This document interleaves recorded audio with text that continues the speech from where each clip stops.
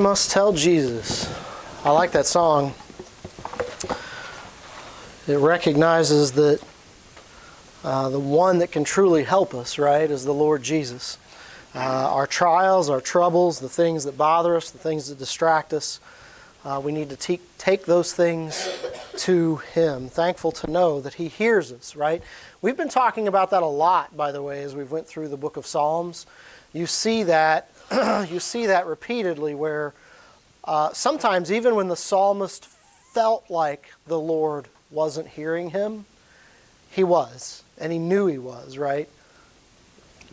Or he would look back on it after the fact and he would recognize that the Lord did hear him. At one time he even talked about how that, Lord, you knew me when I was in my troubles, right? And it's just that idea of even when sometimes we don't feel like He's there, we don't think He's there, you look back on it afterwards and you see the Lord's hand, you see Him moving. And we're thankful to have those examples for sure. All right, we are going to turn to the book of Psalms chapter 34. Psalms chapter 34, we've been going through these and trying to hit each of these psalms, enjoying covering this. I tell you what, some of them are, to some degree, I would say they're all uplifting to a degree. Some of them more than others. Some of them are a little bit of a roller coaster ride. Some of them, they remind us of a lot of our own life sometimes. And we're strong in faith one moment and faltering the next, only to be shown once again by the Lord that He's with us. And we're back up on the mountain again, right? And you see that sometimes in the Psalms. With this one, there is a phrase in this psalm that you're going to know really well. And so that is the title of today's message. Taste and see that the Lord is good. Taste and see that the Lord is good. Psalm chapter 34, we'll read the whole thing and then come back and do a little bit of digging into each of these verses. The postscript on this says, a psalm of David when he changed his behavior before Abimelech, who drove him away, and he departed. I will bless the Lord at all times. His praise shall continually be in my mouth. My soul shall make her boast in the Lord. The humble shall hear, therefore, and be glad. O magnify the Lord with me, and let us exalt His name together. I sought the Lord, and He heard me, and delivered me from all my fears. They looked unto Him, and were lightened, and their faces were not ashamed. This poor man cried, and the Lord heard him, and saved him out of all his troubles.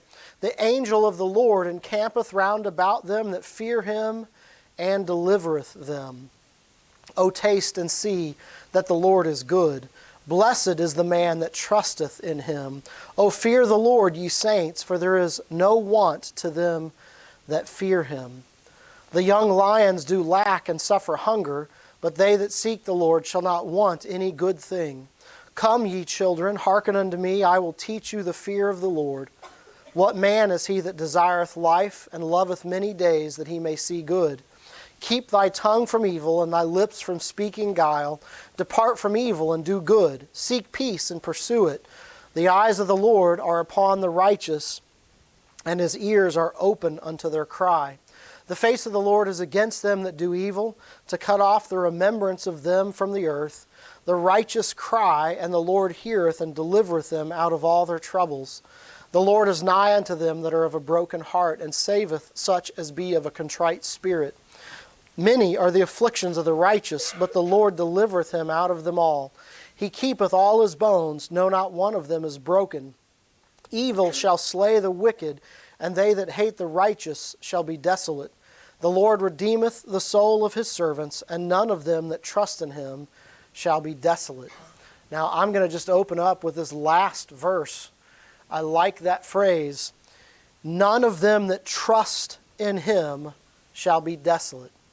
Now, I don't know what we're going to go through in this life, and oftentimes the Lord delivers us from things. Doesn't mean that we don't go through dry times, doesn't mean we don't go through times of various issues and struggles and trials. But in the end, those that trust in the Lord will be delivered, right? And they will not be desolate.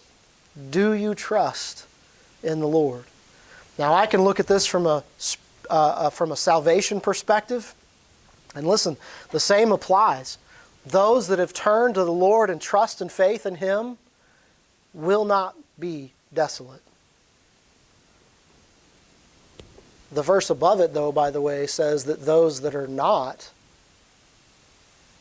that He shall slay the wicked, and they that hate the righteous shall be desolate. Do you see the contrast there between those that trust in the Lord and those that hate righteousness?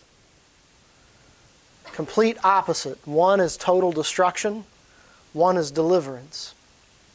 We can also talk about this not just from a salvation perspective, have you trusted in the Lord, but listen, if you're here today and you're saved, I actually believe that this particular psalm at this time is written by a saved man who was going through some troubles.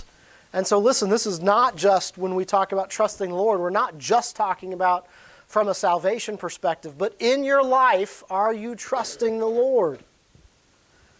When things aren't what you expected, when things are bad, when things are rough, when you're not sure what's going to happen next, are you trusting Him? Are you trusting Him? He promised not to forsake you, not to leave you, not to abandon you. Trust Him. You say, well, I don't know what's about to happen.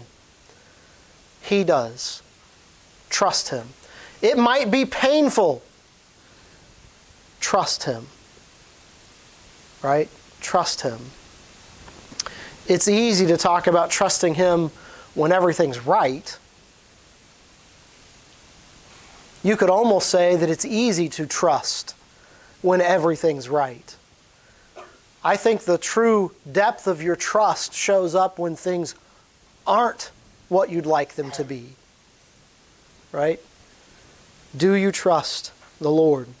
Now, Psalm chapter 34 tells us in the superscription above this, it says, a psalm of David when he changed his behavior before Abimelech, who drove him away, and he departed.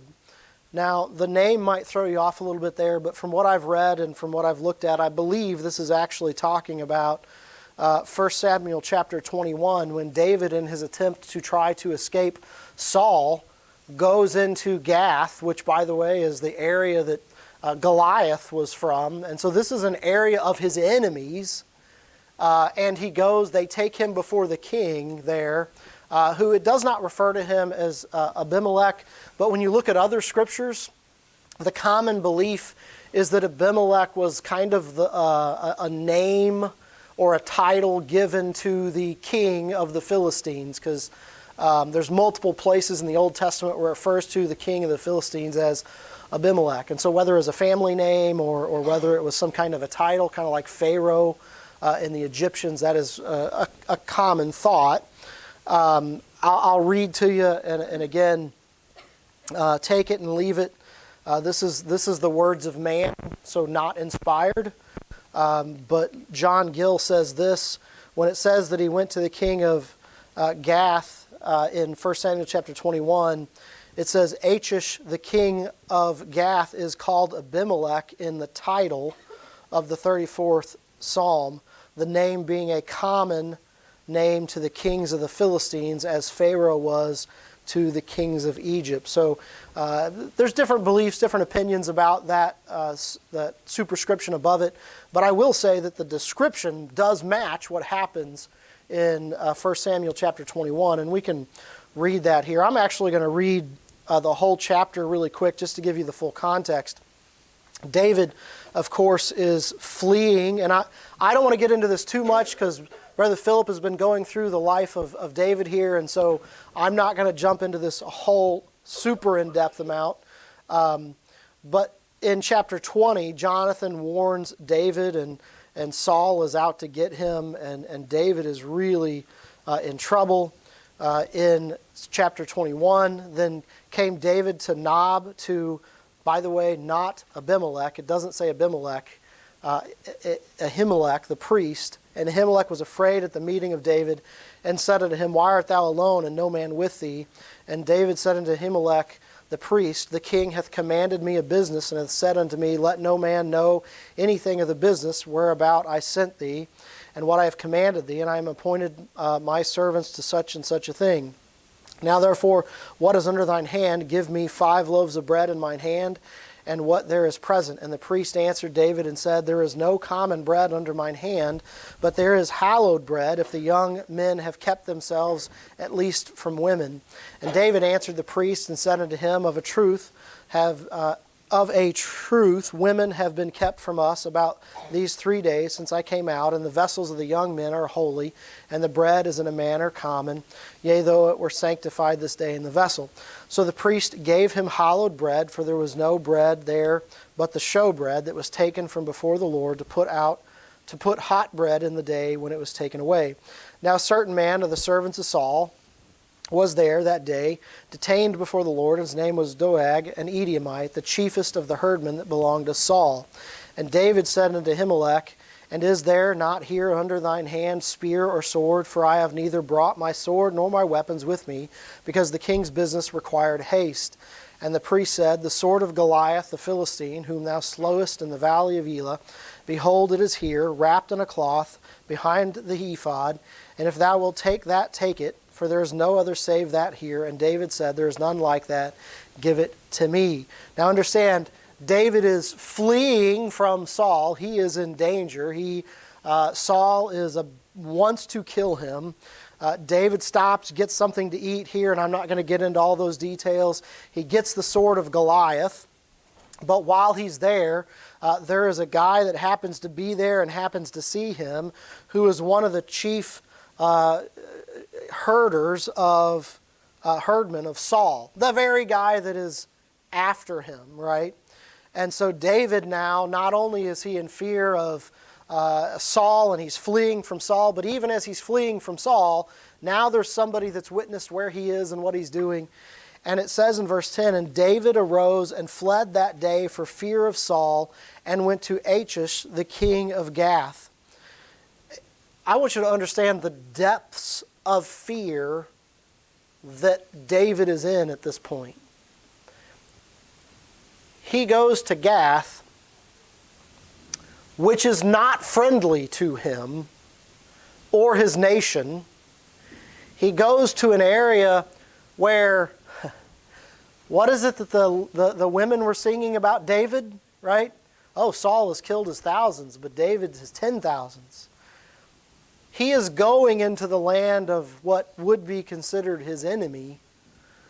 I think it shows you the depths of which Saul was prepared to track down and kill David. And it shows you the depths of David's fear that he would feel safer in Gath than he does in Israel. And I think that again just shows the depth of fear that David is in. It says in verse 11, and the servants of Achish said unto him, is not this David the king of the land? Now that's an interesting statement, right? Isn't this David the king of the land? David is not the king of the land. But I think it also shows the depths of David's fame and conquest that they would say that. And then they go on, did they not sing one to another of him in dances, saying, Saul has slain his thousands, and David his 10,000s? And David laid up these words in his heart, and was sore afraid of Achish, the king of Gath. So he has fled Israel, and he's over here in Gath. He's now been taken by the servants of the king to go in before the king. And he hears, oh, well, this is the guy that said, they're saying he slayed his 10,000s. Saul's only slaying his thousands. And it says that he marked those words and he feared the king. Why? Man, he is now in the hand of the enemy. This is the guy who, Brother Philip just recently taught, right? When Saul said, I'll give you my second daughter, but you got to bring me, you basically got to kill 100 Philistines. And he went and killed 200. Well, now he's basically in the land of those people. And it's almost like, not sure why he didn't think about that before, But now he's like, oh, this isn't good. These guys know who I am. I might be in a problem here. And it says in verse 13, and he changed his behavior before them, and feigned himself mad in their hands, and scrabbled on the doors of the gate, and let his spittle fall down upon his beard. And then said Achish unto his servants, Lo, ye see the man is mad, wherefore then have ye brought him to me? Have I need of madmen, that ye have brought this fellow to play the madman in my presence? Shall this fellow come into my house? David, it seems what happens is David is here now and he's brought in before the king. David starts to act like he's insane. He starts to, you almost imagine a guy that's like mumbling to himself and talking, and he's scratching on the gate posts. It's scrabbled there means that he's marking and drawing on the gate post, and he starts to, I'm not gonna do it for you because that'd be kind of gross, but he starts to let spit drip out of his mouth and run down his beard like he's drooling, and he's acting like he's lost his mind. And the king says, what have I to do with a madman? I don't want this guy in my house. Get rid of him. And he basically, at that point, it says in verse 1 of chapter 22, David therefore departed thence and escaped to the cave of Adullam. And when his brethren and all his father's house heard it, they went down thither to him. Now, I got all kinds of questions, right? So he flees Saul. He goes to the enemy's land, because surely that's better than being in the path of Saul. But he gets there, and now he's afraid to be there too, and he starts to act like he's a madman. Okay, so he's a madman. Why didn't the king just kill him? Right? I mean, if the king didn't want him, and the king wasn't going to capture him, and wasn't going to use him for anything, he just let him go, apparently. Now, think about that in context, right, of Psalms chapter 34. It's said by some, Spurgeon, I think it was, said it's almost like when you look at Psalms 34, that the first 10 verses are a hymn, and the last half of the chapter is a sermon. Now, I don't know. That, again, that's a man's opinion about this. But he kind of says it's like in the first part, we're singing praises to God in the first 10 verses. And in the last half, the psalmist is saying, I'm going to teach you a few things. And he goes into almost the sermon-type dialogue. But keep what's happening back over here and the fear that David had to be under. That's the thing I want you to notice. The fear that David had to be under. He couldn't stay. Saul was going to kill him. But he kind of couldn't go either because the Philistines didn't like him either. And he has to feign being a madman. And thankfully, feigning being a madman, the king chases him out of his presence. And he's able to go hide in a cave in the wilderness. Now, with that in mind, read these words. It says, I will bless the Lord at all times. His praise shall continually be in my mouth. Now those are the words of a man that has just seen deliverance. He says, I will bless the Lord at all times. His praise shall continually be in my mouth. How different are those words from he feared Saul, he feared the king of Gath, and his option was to run off into the wilderness and hide in a cave. And yet what he sees is he sees the Lord's deliverance of him, right? He sees the Lord has just provided deliverance. And his reaction is to bless the Lord and declare to anybody that'll listen how God deserves the glory. It says in verse 2, my soul shall make her boast in the Lord. The humble shall hear thereof and be glad. Listen, those that are bent low will hear his praise and be encouraged and be lifted up. My soul shall make her boast in the Lord. Man, I am going to sing and I am going to praise God and I'm going to glorify God and I am going to lift up God as my deliverer. I am going to just boast of him. You look up the word boast and it's this idea of to be clear and to shine forth. Man, he is going to tell people about the Lord. And it's going to be no mistake where the boasting is. He's not boasting of himself. He's not boasting about what he did. He's not boasting about how he got the priest to give him the bread and the sword. He's not boasting about how he tricked the king into chastening him off. He is saying, my boast is in the Lord. I am going to declare God as the deliverer. And those that are low will hear it and be encouraged. In verse 3, "O magnify the Lord with me." I like that. "And let us exalt his name together." You notice how the first couple verses are very singular. I will bless the Lord. His praise shall be in my mouth. My soul will make her boast. But in verse 3 it switches. And he invites others to join him. "Oh, magnify the Lord with me." He just said that the humble would hear and would rejoice or would be glad. And now it's as if he turns to those and he says, join me, join me, join me, magnify the Lord with me. And let us exalt his name together. Let us lift up the Lord together. You know, we do that. When we come together on Sundays and Wednesdays and we worship the Lord together, we come together, we sing praises to his name, you know, we are exalting him together. We're magnifying the name of the Lord. I think about the times we sing like the song, "Holy, holy, holy."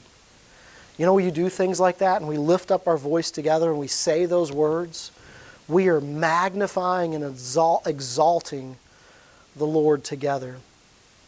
Verse 4, he says, "I sought the Lord, and he heard me, and delivered me from all my fears." 21 all about. He was fleeing in fear from Saul. And when he got to his destination, he was afraid. And now, after he's been delivered, after he's been let to escape, he now lifts up in praise to the Lord. He magnifies the Lord's name and he declares, hey, listen, the Lord delivered me from all my fears. Saul didn't take me, and the king of Gath didn't take me.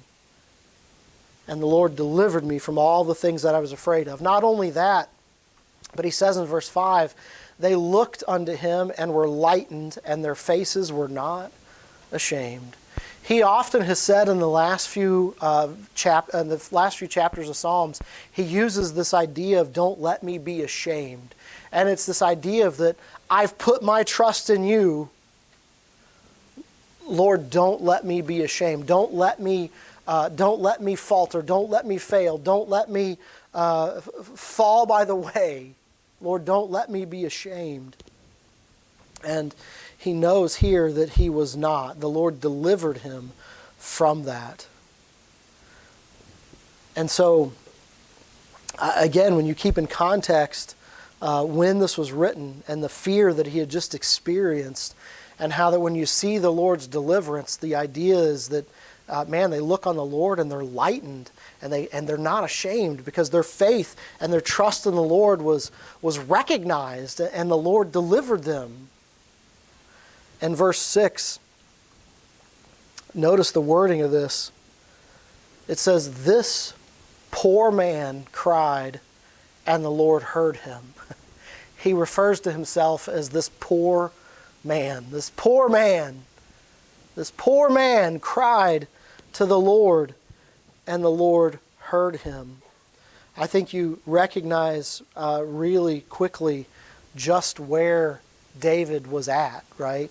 If you look up that word poor in Strong's, it says depressed in mind or circumstance. Depressed in mind or circumstance.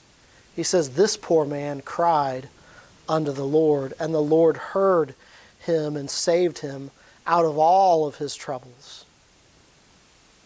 David had a long way to go.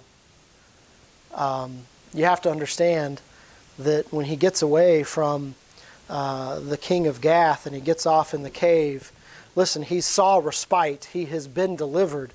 But if you know the rest of the story, David still has a lot of stuff he has to go through. But David recognizes the Lord delivered him. The Lord delivered him. He goes on, and this is a very well-known verse in verse 7. He says, the angel of the Lord encampeth round about them that fear him, and delivereth them. Now there's a difference between being afraid and having reverent fear for the Lord. He feared Saul. He feared the king of Gath. He revered the Lord. He had reverence for the Lord. And he says that, listen, you know what I know? He's telling us, he's almost saying, you know what I know from personal experience? From personal experience, I know that those that fear God, that want to be in God's presence, that want to serve God, that want to be faithful to God, that revere and uphold and exalt God, God builds a protecting hedge around you. That idea of encampeth round about, right? It's almost like this idea of pitching tents in an army type encampment, right? It's this idea of, listen, you are hedged about with the army of God. It's a great picture of protection of the Lord. Encampeth round about them that fear him, and delivereth them. And it's at that point that he beckons people. He beckons people to take part in this and to experience it for themselves. He says in verse 8, O taste and see that the Lord is good. Blessed is the man that trusteth in him. That's an invitation. In his hymn of praising God and talking about how humbled and defeated and depressed he was, and how that God ended up coming along and providing deliverance for him, and that when it was done, he felt like a guy that had the whole army of God surrounding him in protection and camped around him. Maybe the army of God is the wrong way to say it, because that would almost end. The Lord encamped around about him. He recognized the Lord's protection. And at that point, he bids people to trust in the Lord. And he's telling them, if you'll trust in the Lord, you won't be disappointed. You won't be disappointed. Do you want to understand the joy and the relief and the amazing feeling that I have of having been delivered and protected? Do you want to know what that feels like? Trust the Lord. Trust the Lord. Oh, taste and see that the Lord is good. Blessed or happy is the man that trusteth in him. That word trust there, by the way, I can't remember if I've mentioned this in some of the other passages, but when you look it up, like in Strong's, it actually uses the phrase, to flee for protection. Do you understand the depth of that? Listen, when you trust the Lord, you are taking everything you have and saying, Lord, I'm coming to you because there's no other deliverance. You're coming to the Lord for deliverance. You're coming to the Lord. You're fleeing everything else and coming to the one and only one that can protect you, the only one that can keep you. And he goes on in verse 9 and says, "O fear the Lord, ye his saints, for there is no want in them that fear him." Again, that word want is not, we don't really use it necessarily the same way. It'd basically be saying, in this passage would be like saying, you're going to have what you need, right? You're not going to be doing without. You're going to have what you need. The Lord is going to be with you. The Lord is going to protect you. The Lord will bless you. Now Spurgeon said that verses 1 down through verse 10 were the hymn, and verses 11 down through verse 22 were the sermon. So you could wrap up this hymn if that's true. I don't know that distinction is really there, but verse 10 says, "The young lions do lack and suffer hunger, but they that seek the Lord shall not want any good thing." Listen, when you think about lions, you think about strength and independence. The king, right? He says, you know what? The young, healthy, strong lion, man, it's out there in want, in need, lacking what it desires. But the humble, poor servant of God is provided for by God. "But they that seek the Lord shall not want any good thing." Listen, you need to put your trust in the Lord, and you need to seek him. You see that with the psalmist so often. He declares his trust, but then he also says that he is seeking the Lord. How do you seek the Lord? Well, you're going to be picking up that Bible you've got in front of you. You're going to be reading it. You're going to be going to him in prayer. You're going to be meditating on his word, and you're going to be seeking the Lord with your prayer. Asking him to open your eyes. Asking him to show you things out of his word. I think it also brings with it the idea that your life, that you are going to try to be pursuing the things of the Lord with your life. And he says, listen, you trust the Lord, you put your trust in him and you seek him, he will be with you. And then in verse 11, you see here where he starts to beckon again to others. He starts to reach out to others. And he says, "Come, ye children, hearken unto me. I will teach you the fear of the Lord." He says, listen to me. You've heard me. You've heard what I had to say. Man, you've seen my joy and deliverance. You've seen my trust in the Lord. Listen to me. I will teach you. I will teach you about him. I will teach you about the fear of the Lord. I will teach you what it means to fear the Lord. Come and listen to me. In verse 12, he asks this question, "What man is he that desireth life and loveth many days that he may see good?" Hey, listen. You want to live? You want to experience many days? You want to see good things? I got some answers for you.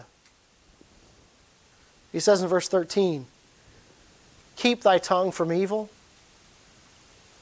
He asks the question, hey, you want to see blessings?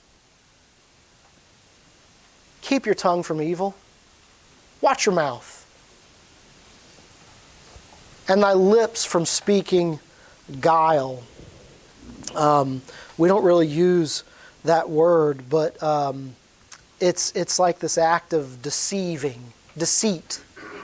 Listen, when you say something, let it be the truth.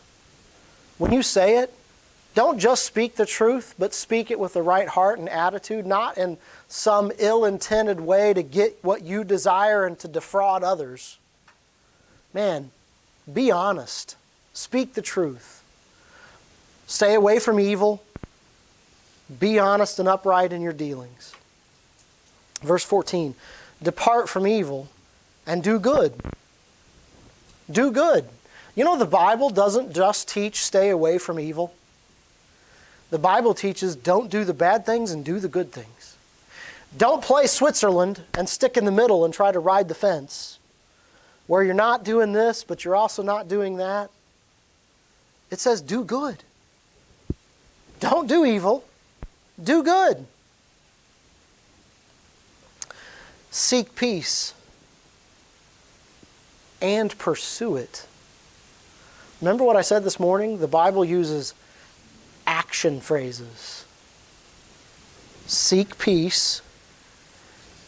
Don't just seek it. Literally pursue after it.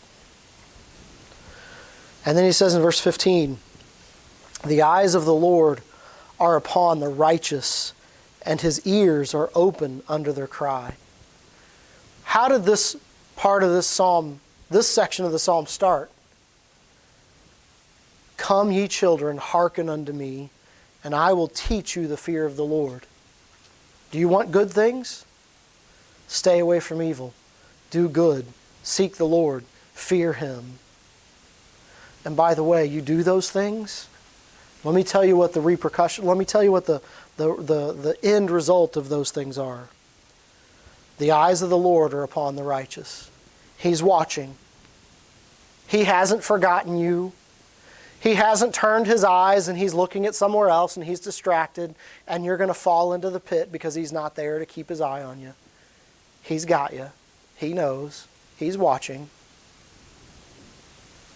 And His ears are open unto their cry. You know how amazing it is that the Lord's ears are open to your cry? You think about how many saved people there are in this world right now. Not near enough, not as near as many as we'd like there to be, right? But just the sheer number of people living today that are saved. Add to that the number of people that maybe aren't saved today but are crying out to the Lord, and He is moving in their life.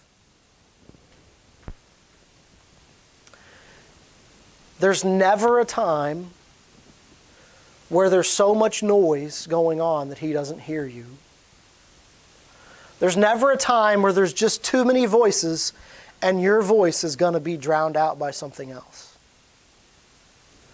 He says, listen, the eyes of the Lord are upon the righteous, and His ears are open unto their cry. He hears you. The face of the Lord, in addition to that, by the way, the face of the Lord is against them that do evil, to cut off the remembrance of them from the earth. The face of the Lord is on the righteous. That's a positive statement. And His ear is open to their cry. But let me tell you what, He's also looking at the wicked. But the look is totally different. They both actually indicate that the eye of the Lord is upon them. But when He looks at the wicked, it's with an eye against them. They are under His scrutiny and under His judgment.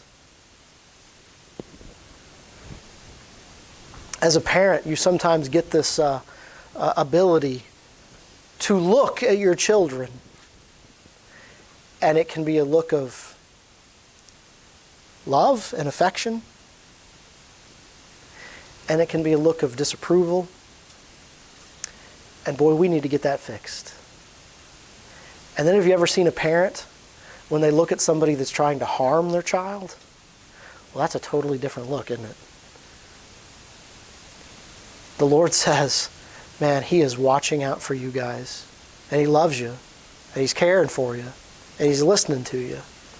And the wicked of this world, well, He's got His eye on them too. And judgment is coming.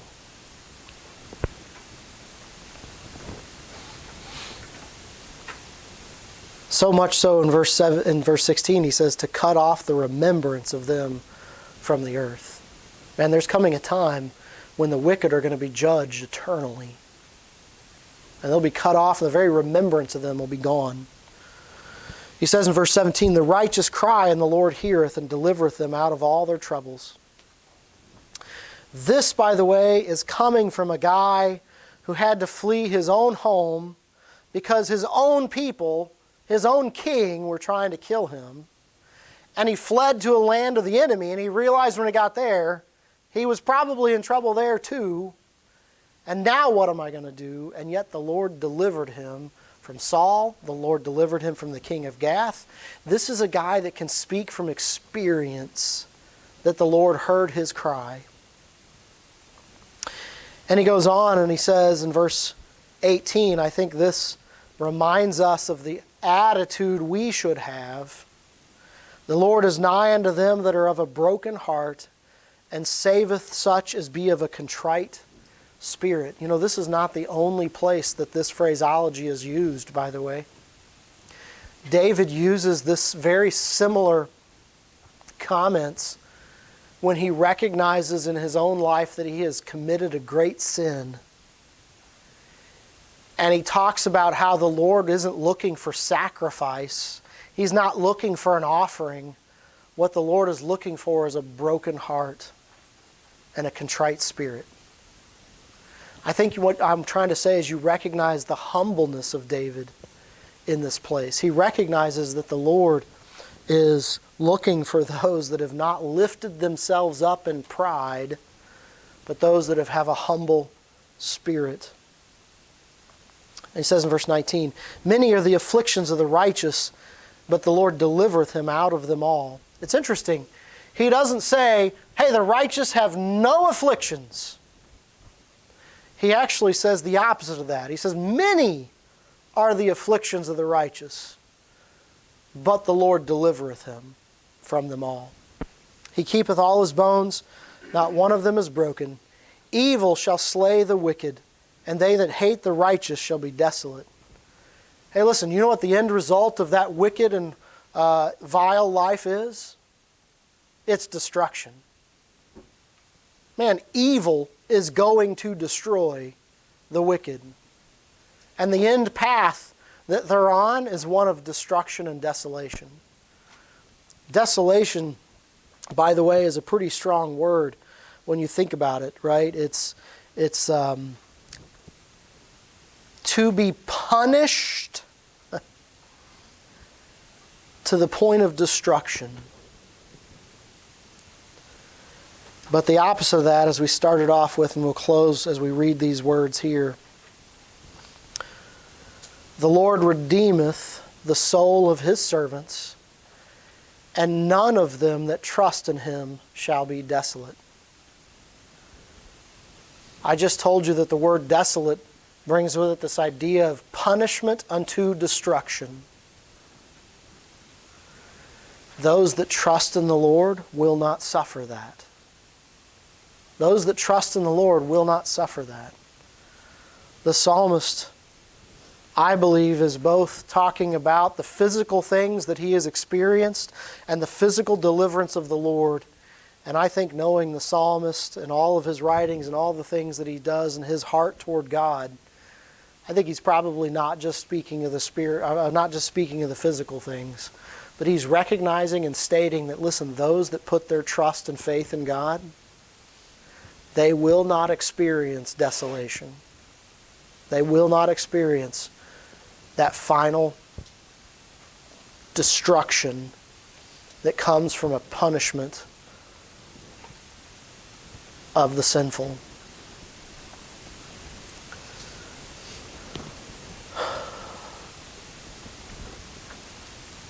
Listen, if you're here today and you're lost, desolation is coming. There will come a day when God casts his eternal judgment on individuals. And those that have rejected him, those that have refused to believe in him, those that have refused to put their trust and faith in him, will be eternally cast into condemnation. That is what the Bible teaches. You know what else the Bible teaches? The Bible teaches that the Lord is long-suffering. The Bible teaches that he desires that none should perish. The Bible teaches that He has said, if you will just look to me in faith and trust, I will redeem you. What you have to recognize is that you're already guilty. It's not a matter of when I get there, will I be found guilty? It's a matter of recognizing you are already guilty. You are already under condemnation. The judgment may not have been executed yet, but you're already guilty. But God has come along and said, I give my only Son that you might be redeemed. But you got to trust. You have to trust. There's no way to trust that message, by the way. There's no way to trust that message without recognizing that you are a sinner and that you need to trust in the Lord. Our desire for you today, if you're here today and you're lost, is that you would see your need of Him. And the Lord would open your eyes, that He would call you, and that you would turn to Him in repentance, faith, and trust. Because the Bible says that He redeems His. And it also says that those that trust in Him will not be desolate. Thankful to know that. Thankful to know of the promise of God for those that trust in Him. All right, we're going to go ahead and have Brother Philip come and lead us in a song. As Brother Philip comes,